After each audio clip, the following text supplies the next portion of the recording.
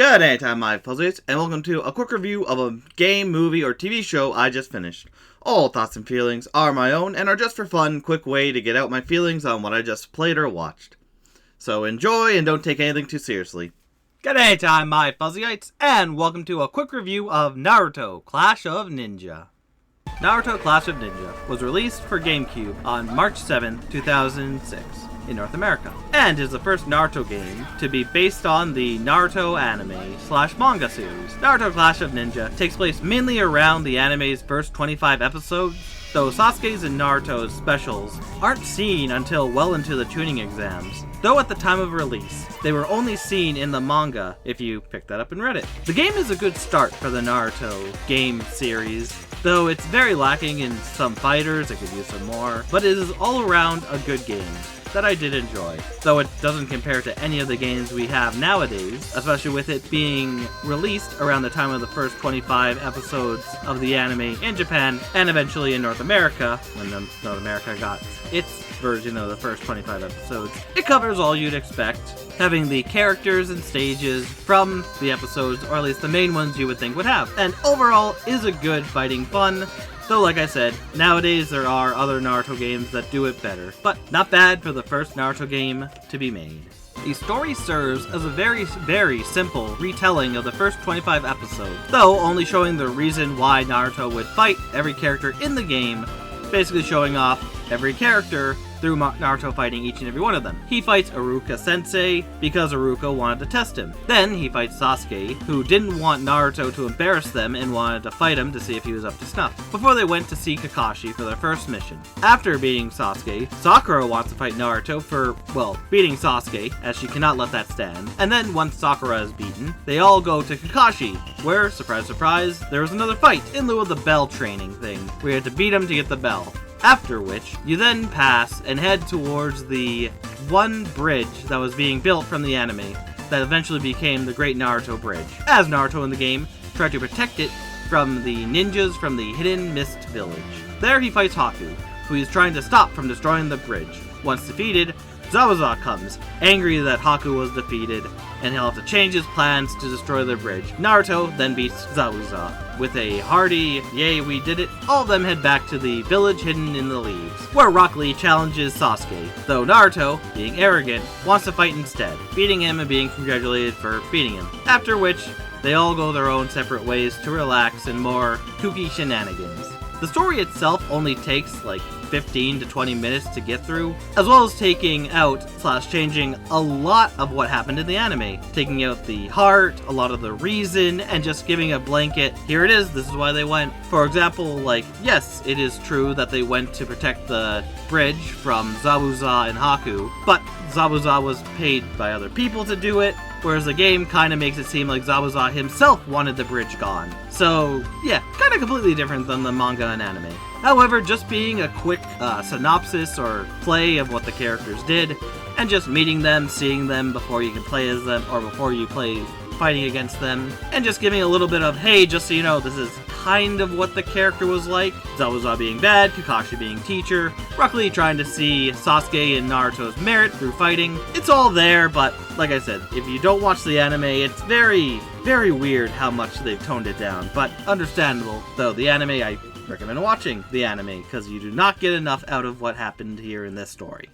Almost every character from the anime up to that point, episode 25, are here, having you play as Naruto, Sasuke, Sakura, Kakashi, Iruka, Rock Lee, Zabuza, and Haku. Each character has their own attacks, abilities, and specials from the anime/manga, giving each character a different way of fighting, moveset, and whatnot, to make them all very different and fun to play as. Though, like I said, being early on, it is kinda basic for some characters, and when this was released, they had to go deeper through into the manga to get good specials for Sasuke and Naruto. Every character is basically here that you would think would be here, and it is good with a lot of variety. The game has 9 arenas technically to fight in, with 7 of the arenas being octagons of various sizes, those being Ramen Iruka, taking place right outside the street in front of Ramen Iruka's ramen shop.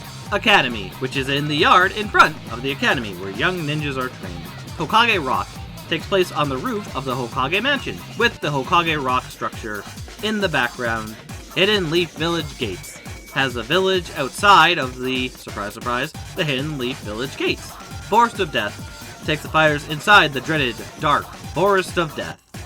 The Great Naruto Bridge is the only huge rectangular area. This one has a clear or a misty version. And lastly, Gamabuta's chamber is located inside, Gamabuta's chamber. I'm sorry if I butchered that name.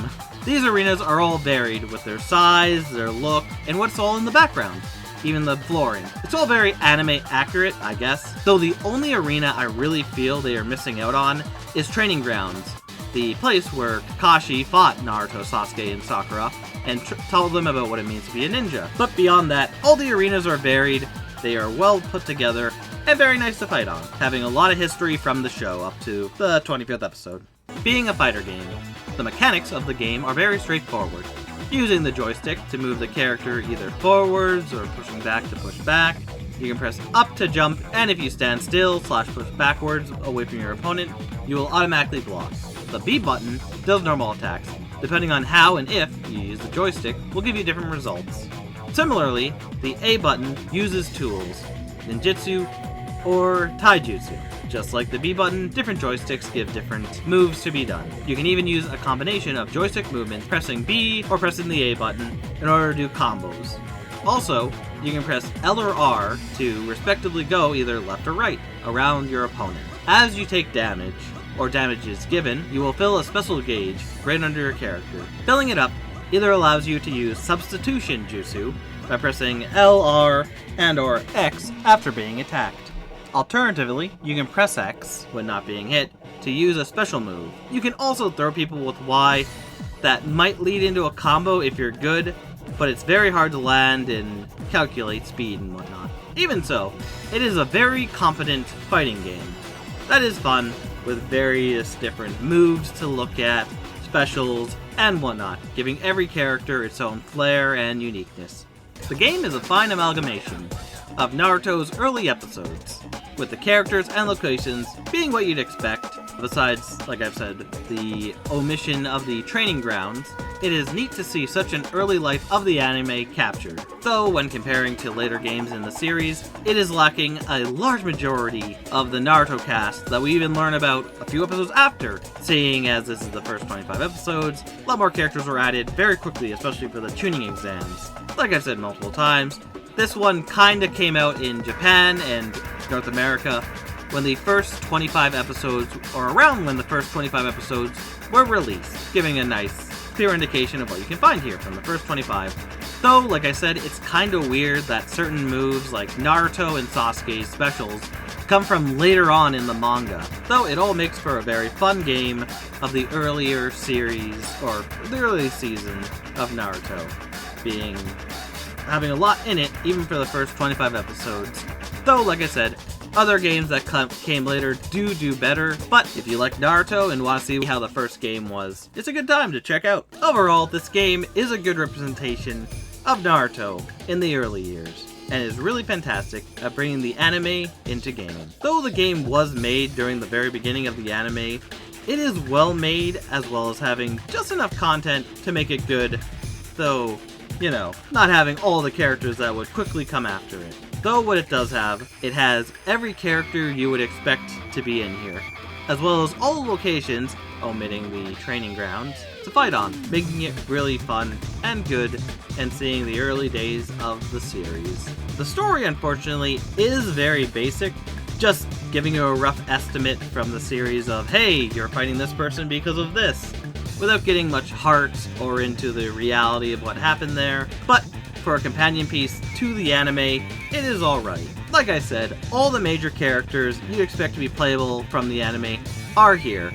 There are some more obscure characters that I would like, but being as it's the, first game and all, I understand them not having certain characters, like the guys who tried to poison Naruto with the claws at the very beginning of the Land of Waves arc, or when they were going to fix the bridge.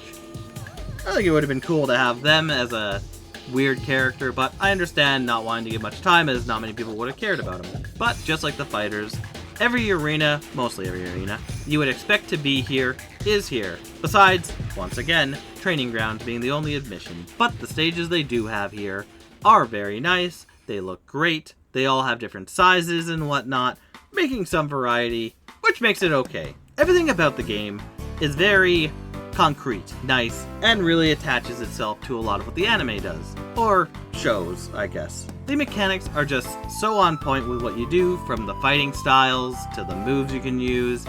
They really did take a lot of good stuff from the anime at this early spot, and it making every character so unique and very one-to-one with the anime, in my opinion. The game is a lot of fun, and like I said, there have been other games to come afterwards that do have a lot more content, characters, story, arenas and whatnot, and a lot more history from here on out. Though, if you're looking to play the game yourself, it unfortunately has only ever been released on GameCube in North America, and has had no re-releases as of yet. And if I'm being honest, I highly doubt they're going to do re-releases, considering they just make a whole new game and push that out. Though I wouldn't say no to a remake, or a re-release of the games. It is history of Naruto after all. I doubt it will be released. But if you do like this starter game, you're a diehard Naruto fan, or you just want to check out the beginnings of Naruto in gaming, or just the Naruto franchise in general, and how it went and spin-offed and whatnot, it is a fine place to go. Though, like I said, only on GameCube, making it harder for some to be able to find. But anyways, thank you my fuzzies for watching, and I will see you next anytime.